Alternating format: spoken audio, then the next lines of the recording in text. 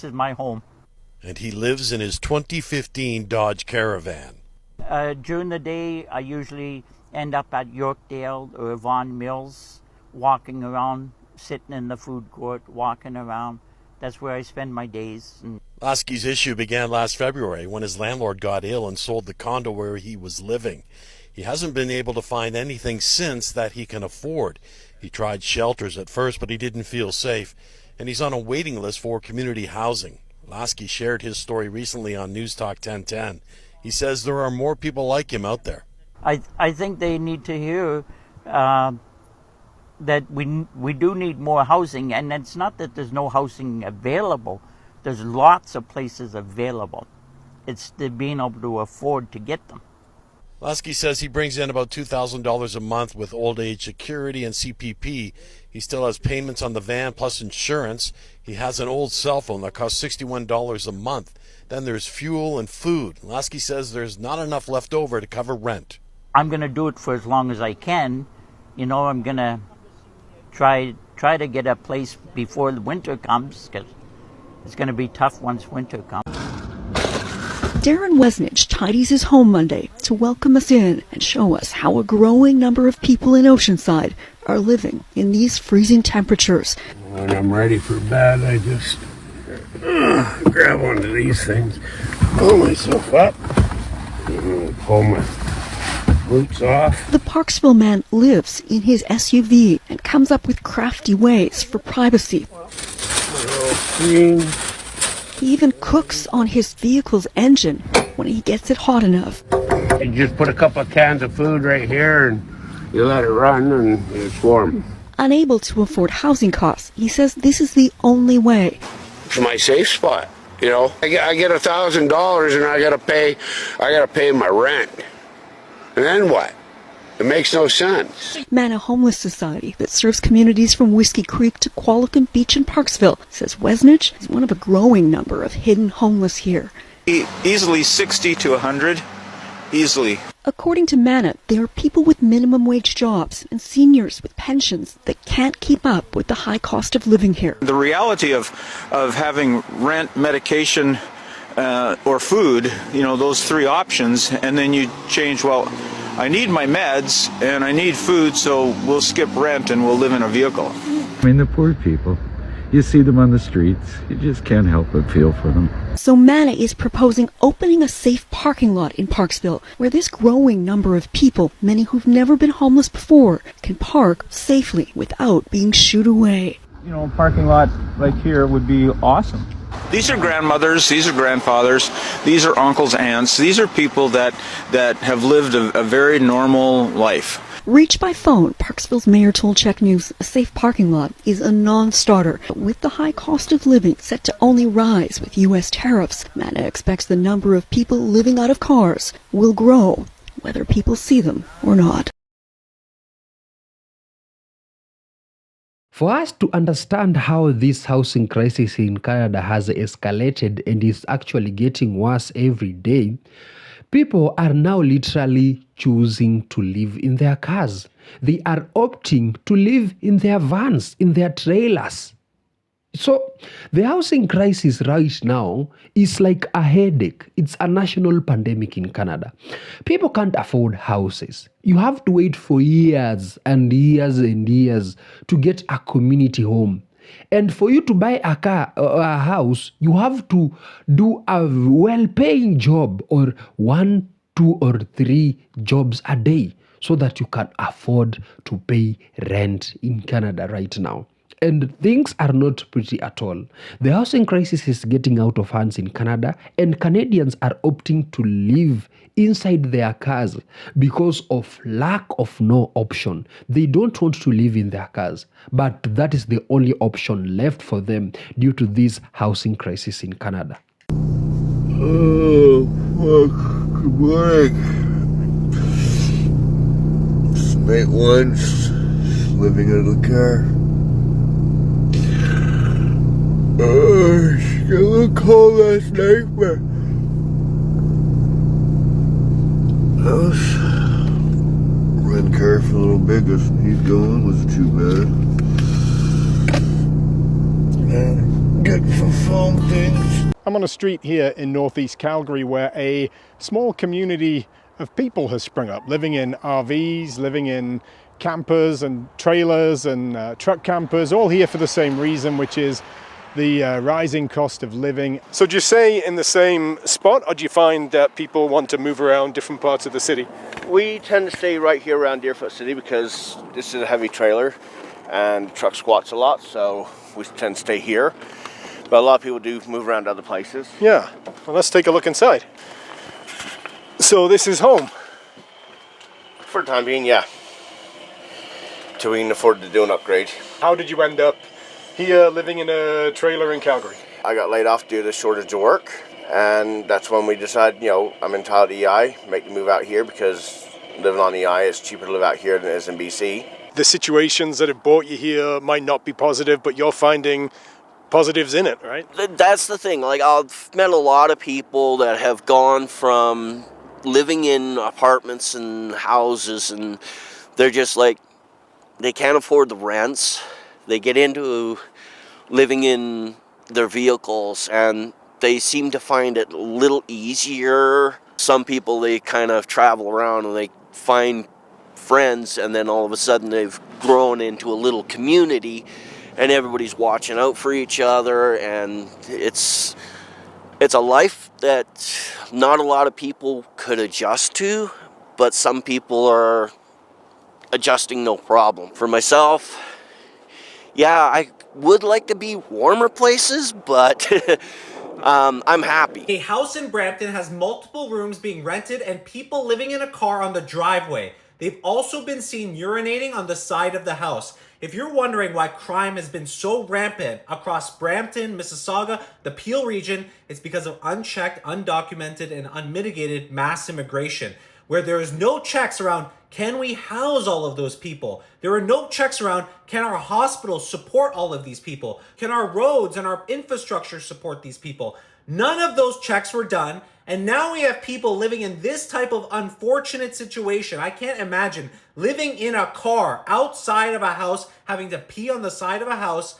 That is actually insane. And it's this federal government, and they're just total incompetence. It's gross negligence. It's so bad, it almost feels like it's planned. It is planned. How can you let in 5 million people into this country without thinking, where are we gonna house them?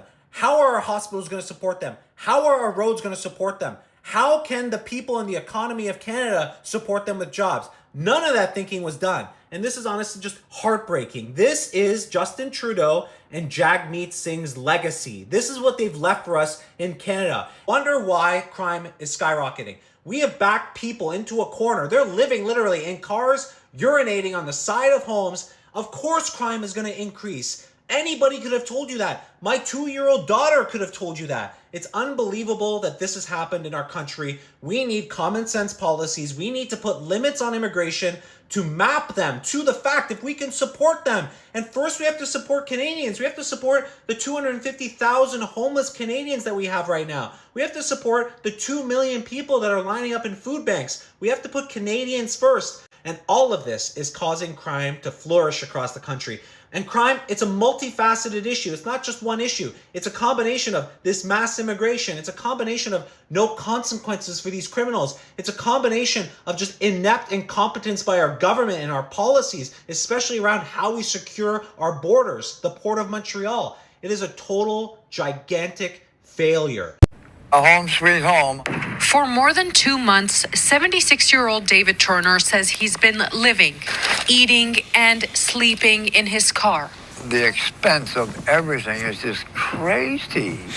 On good days, he drives to the Charlottetown Marina to greet tourists. Welcome to PEI, sir. Turner says his debt mounted, and after a couple months behind on rent, his landlord evicted him.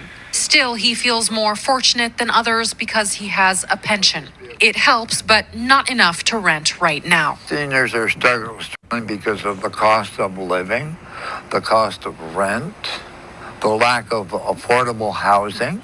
Seniors 65 and older made up nearly 5% of users at emergency shelters like this one behind me last year. That's up from 3.3% in 2000. Did you know that 1 in 5 people living in the Atlantic in Canada have poverty-level living standards? and it's higher than any other region in Canada. Of course, nobody wants this for anyone in Canada, and it shouldn't exist in our country. Why is it that Canada could spend $1.1 billion housing asylum seekers in our country, and then set aside another $1.1 billion in the 2024 budget for more housing for asylum seekers? It would put them up in hotel rooms, facilities where they house asylum seekers with mental health services on site. At what point is enough and we start taking care of our own?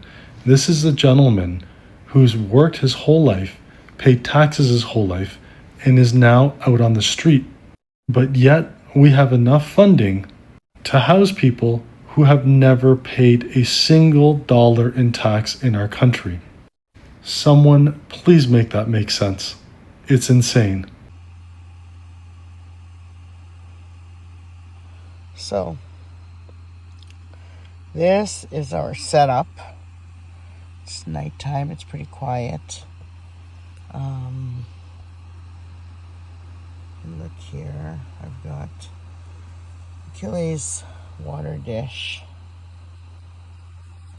and his food dishes are right there. There's the seat. We've got a Dyson heater. I don't know if anybody knows about these little heaters. That's a Dyson. It's a hot cold. We have a thermal blanket over the window, the windshield. I've just got me and Bubby's jackets right at the doorway. There. We've got our window coverings, which I gotta make new ones. I gotta get some of that insulate stuff. And I've got a towel just sitting in the window because there's a bit of a draft there, so I covered it with a towel. Of course, there's the king sleeping. People have started converting the bus shelters to makeshift homes now in Toronto. This is how bad the housing crisis has gotten. This is what is happening now. People are using these bus shelters as their homes. And what does the government do about this? They say they're investing $13 billion to build homes. $13 billion. To only build you 4,000 homes, which means each one of these homes costs $3.25 million. And they wonder why we have such a big homeless problem in this country. They wonder why we have 2 million people that are relying on food banks. They wonder why we have 200,000 people that are homeless in this country. Don't forget about doing the rational thing like tampering down on this mass immigration when we can't obviously house the people in this country, Canadian citizens, in the first place. Let's continue to bring them in addition to all the strain and destruction it's putting with our healthcare system, our infrastructure, with our economy, unemployment through the roof. Forget about all that. And seriously, 4,000 homes? You guys are bringing in this liberal government. Millions of people have been brought into this country. They think 4,000 homes is going to solve the issue. 4,000 homes that also cost $3.25 million when the average Canadian household makes like $90,000 a year. Oh, what's more heartbreaking, it is so heartbreaking to see such things happening, Canadians suffering under their government, their liberal government that they elected to help them.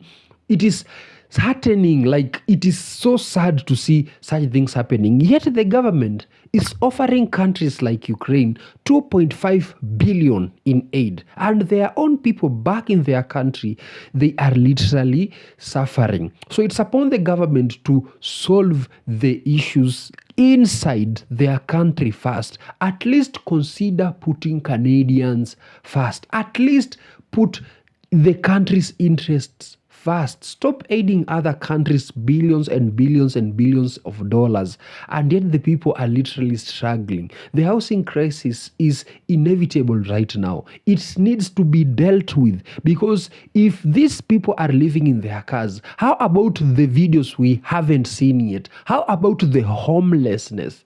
We've seen very many homeless people, tents all over the streets, with makeshift homes all over the streets, because people are literally suffering. They can't afford to get these houses, yet the government is overtaxing them, and the taxes are supposed to be dealing with such crisis, but unfortunately where the tax is going to fund other countries. It is so sad, so heartbreaking, and this housing crisis should be a national interest, should be an interest of concern, like it should be an issue that Canada is not talking about, because we people from the world, the third world country, we always see Canada and say, yeah, that is a country that is well developed. But when we say such things, what do you think we will think? When we say we are in the third world country, but we can afford homes, we can afford to pay rent. But people in the first world country, like Canada, they are like, why are they living in cars to begin with? It is winter, for Christ's sake. Why are they suffering in their own country that is first world? So it means that there is a crisis somewhere, there is a problem inside the government, misuse of public funds, of misuse of public taxes, a misappropriation of funds, putting things that are not Canadians' best interest at first hand. It means that the country should stop aiding other people's country. The Prime Minister of Canada is not the Prime Minister of Ukraine, by the way. He should be dealing with the issues in Canada first. Let's this year hear that Canadians are getting their houses. The health care is literally working. The cost of living has reduced. The overtaxation they have dealt with. Now people are paying fair taxes, and when they pay these taxes, they are being used to create and build the country, not spending these dollars in other people's country, and then you go on your SpaceX and post that the Liberal government and I are requesting Canadians to donate so that we can make Canada great again. That does not make sense. We should consider putting our country first. Put Canadians' interest first. Solve this housing crisis. Let the people live peacefully. Let the people live in peace in their country. But people are literally paying taxes. Over 40% of their income goes to such taxes. But these taxes are not helping them. They are struggling to buy houses. They have to wait for years to get a community home. And when the houses are available, they are super, super, super expensive. What does that mean? It will lead to very many Canadians ending homeless, and very many home streets and makeshift tents in the streets, which depicts Canada as a third world country, of which it's not. So this housing crisis is the work of the government to do it, not Canadians. Canadians are paying taxes, and that is enough. Tell me what you think in the comments.